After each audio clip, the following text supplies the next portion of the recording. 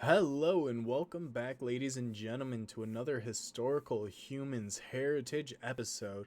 And today, instead of looking at the UNESCO Heritage List, Cullum thought it would be a good idea for us to look at the National Register of Historic Places. And we figured we'd do one fairly close to home here in the beautiful, great city of Chicago. We've gone back to our hometown. We've actually gone all the way back to the historical site that has inspired this entire series. This is of course a bit of a surprise. This is the first Congregational Church of Chicago. It's a massive church. It takes up like an entire city block in the West Loop of Chicago, and it is well, I saw it and I was very curious about it, and that's what got this project started. Of all things, was it was this historic site, and it was this historic church in the middle of Chicago. And let me tell you, it has every right to be on the National Register. So this church was established in 1851 when members of the Third Presbyterian Church um, broke faith over the issue of slavery. Um, the members that would go to found the First Congregational had issues with with the existence of slavery. And up until the end of the Civil War, the church was used as a safe haven for escaping slaves who were fleeing from slavery. So that's a one point in its favor already as far as noble deeds in history goes. Yes. The and then the second thing that makes it very fun and famous is during the aftermath of the Great Chicago Fire in the 1870s, the church became the City Hall of Chicago for a brief period while they were rebuilding, an entire two-thirds of the city.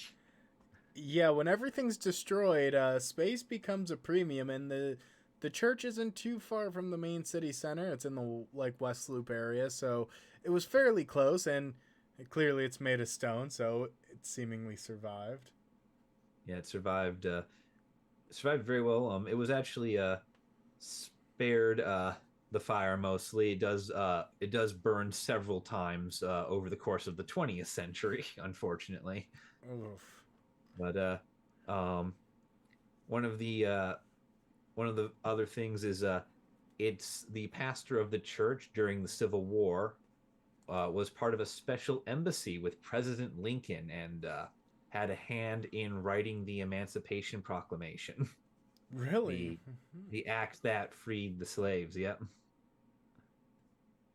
The so it was it's tied to that. You can imagine that a church that was founded on a religious schism over slavery is wrong would have very strong feelings about ending that practice. True, and it's close to Lincoln's hometown, so it all checks out. Yeah. The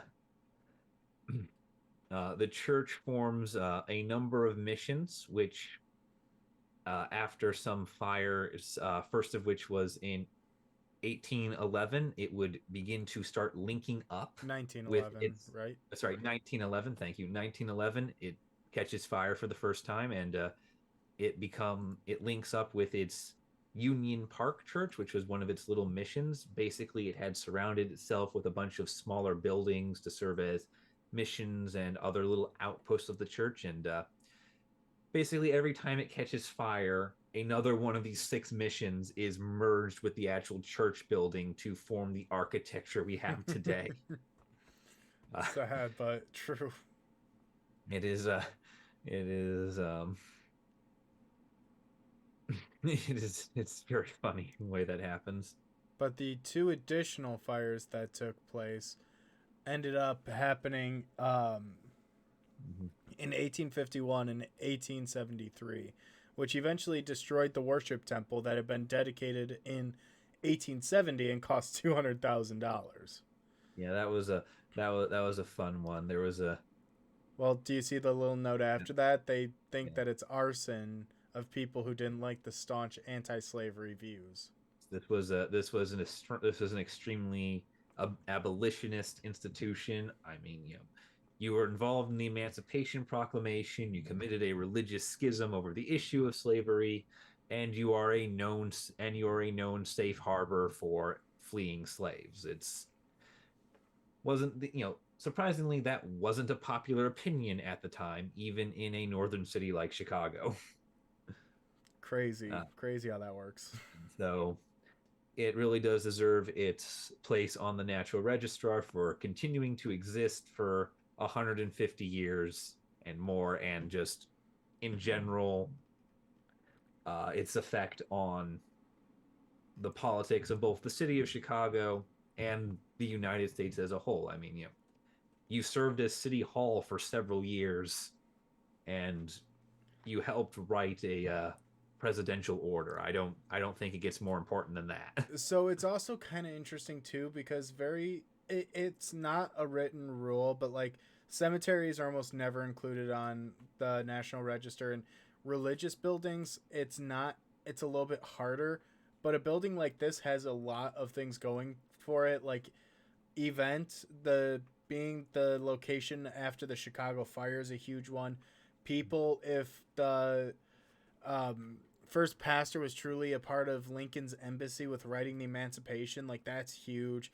The fact that it's linked with the Underground Railroad and the Emancipation movement, there's a lot of things that tie the importance to this that would allow it to be preserved. And then also, you can make the argument that the fires destroyed the integrity, but some can say that it added to it or that it made it a more unique characteristic because obviously they built the larger temple rooms, they began to merge buildings.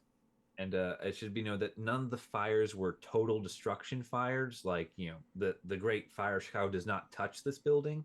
The fires that do damage this building do not destroy it entirely. They destroy parts of it.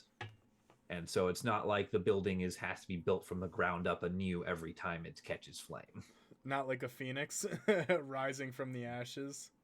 Yeah, no, and it takes the opportunity to incorporate new architecture and the new needs of its time whenever it is destroyed, allowing it to be a living monument and a historical building.